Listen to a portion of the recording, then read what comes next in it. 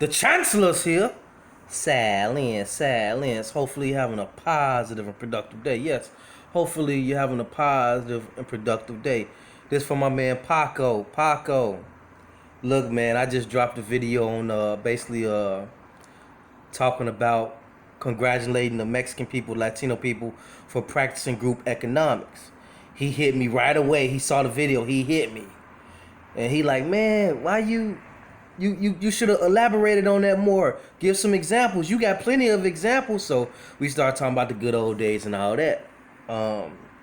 So Paco was like, man, you should have went in, man. Why you be scared to go in? I be like, I said, man, everything ain't for YouTube. Everything ain't for YouTube, man. You know, we really gotta watch what we say. So I'm gonna tell y'all a story real quick and give y'all an example of group economics, right? So back in the day, let me give y'all the friendly version, right? Back in the day, right?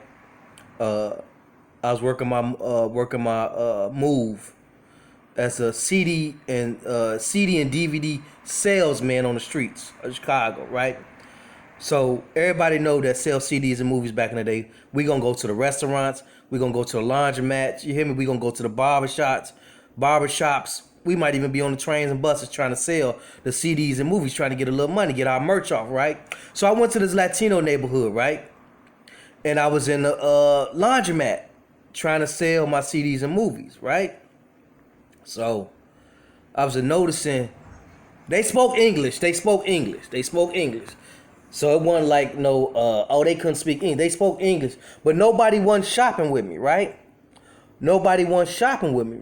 So I found it odd because I had everything, like all the Latino soap operas, I had a whole little Latino collection.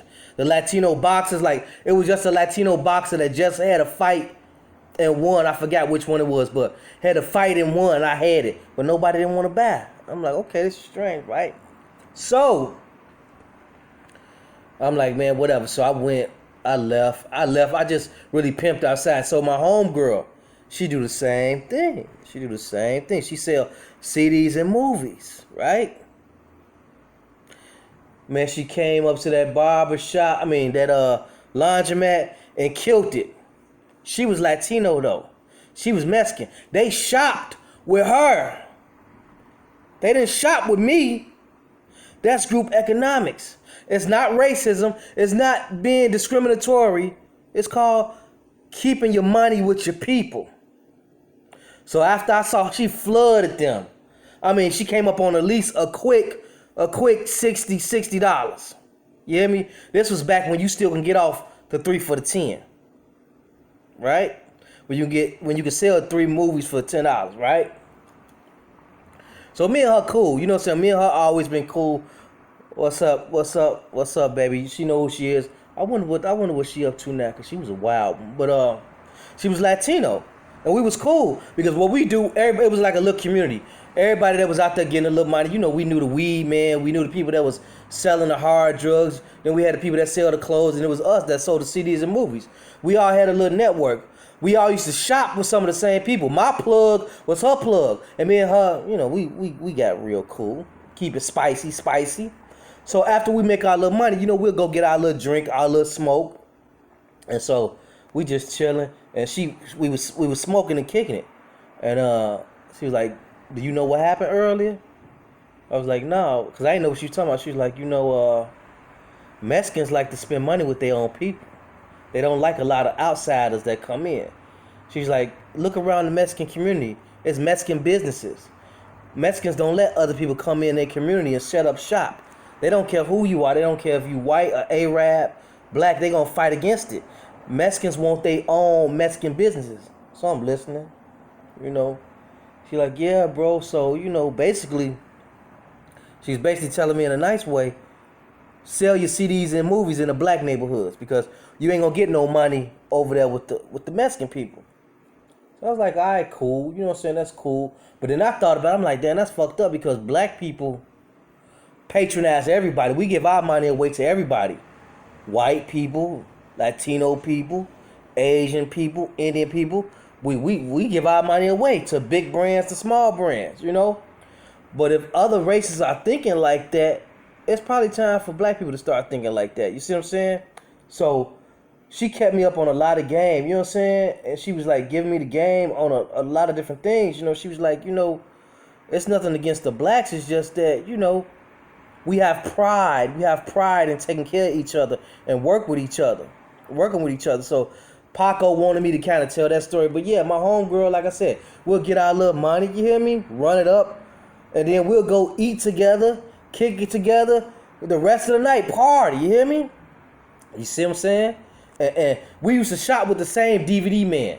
Like when we go re-up, you know what I'm saying? And then I had a DVD. Like I said, I was a filmmaker. I had my own little Chicago hip hop DVD that I would let other DVD people get copies of and say, hey man, push this and to your people. Let me know, you know what I'm saying, what they thinking about. I was trying to get my work out there as well. So, yeah, man, a lot of coaches, even the Jewish people, they probably one of the best examples of group economics. You hear me? They probably one of the best examples. Like, they dollars stay in a community. I think it takes a while for their dollars to leave that community. If you need your shoe shine, a Jewish person doing it. You need your clothes altered, a Jewish person do it. You need a loan, you go into a Jewish person, Jewish bank, Jewish hospital. You hear me? Jewish everything. Latino, same thing. Need your bike fixed. You got to go to a Latino bike repair shop. You hear me? Want for some food. You want to go to the bakery. Latinos in the black community, we got some of everybody coming in here getting our money, getting our dollars. You hear me? A lot of us, when we go on vacation, we go over to Mexico, Punta Cana. You see any of them really coming to, they don't go to Africa. They don't come to the black side. Let me tell you the story. So, real quick, before I forget. Also, another example of group economics and how it's backwards. So, in every neighborhood, there's a corn lady or a taco lady, but they sell that corn in a cup, you hear me? And it come with, I don't know if that's mayonnaise, I never had it, right? So, black people, we love that corn in the cup, right? We love the corn lady. The corn lady out there, yeah, the corn lady. Come on, girl, let's go get some corn. Come on, man, let's go get some corn. You know, we love the corn lady, right? So, I remember the corn lady, she'd come to the black neighborhood and bang out. You hear me? She'll come up on a good $200, $300 a day.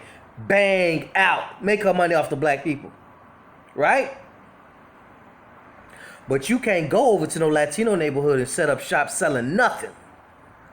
And I remember at a particular period of time, it was this old lady, right? It's a sad story. Old lady, she was just trying to pay her rent. Older black lady, grandmother, trying to pay her rent. She was selling candy out of her house, selling icy cups, candy, cookies, whatever. You hear me? Out the crib. You hear me? Trying to make some money. She had a candy store. But black people was barely supporting her. They was barely supporting this woman who had a candy store. And she had all the old school candy, all the good candies. They'd rather walk down the street to the Arabs, walk past her house, and get their money to the Arabs. And that was an older, elderly lady trying to pay her bills. But guess why they didn't shop with when people didn't want to shop with her? Just some little trifling stuff, you hear me? Some hood stuff that really had nothing to do with group economics, you hear me? It was a rumor put out by, see, I'm telling y'all too much now. It was a rumor put out in the hood about the grandmother's granddaughters, you hear me? And people stopped really going to shop at that house. But the rumor was false. And the people that put the rumor out on the grandmother's granddaughters was jealous.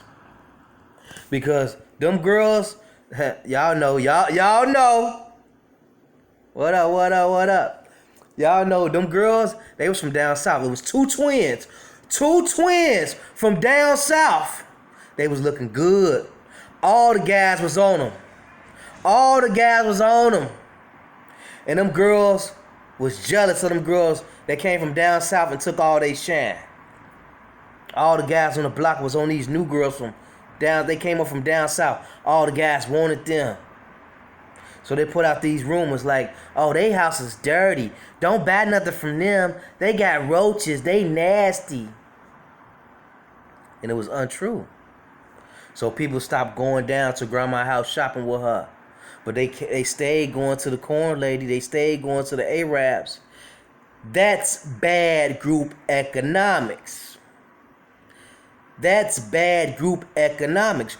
Group economics is working with your people and keeping your dollars within your people. Spending, supporting your people, coming together for the betterment of the whole race and culture. A lot of us don't practice. As soon as we get our paycheck, we want to go to the club. We want to go buy some new Louis Gucci, a new belt. We want to go to the Chinese, get a Chinese for shrimp fried rice. You hear me? We want to get a gyro, go to the Greeks, get a gyro. You hear me? We want to go to countries where they don't even like us. You going over to a country, they don't even like your black ass, but you can't wait to fly there. You going to a restaurant where they don't care nothing about you and your Black Lives Matter, but you spending your money with them. We got to start holding on to our dollars and understand that the dollar is power. The dollar is power. The black dollar is power. And there needs to be a financial boycott. An economic boycott. That's the only way you're going to get these politicians' attention. Say, look, we ain't going to shop. We ain't going to shop. We ain't going to do nothing. We going to shut the whole government down. We ain't going to shop. We ain't going to do nothing. We ain't buying no Nike. We ain't buying no Mattel. We ain't buying no IBM. We ain't buying no Apple. We ain't buying no Samsung. We ain't shopping in y'all grocery stores. Then we can get some change. Then politicians like, okay, let's get them what they want, what they need. Let's help out their communities. But it starts with us first. Silence.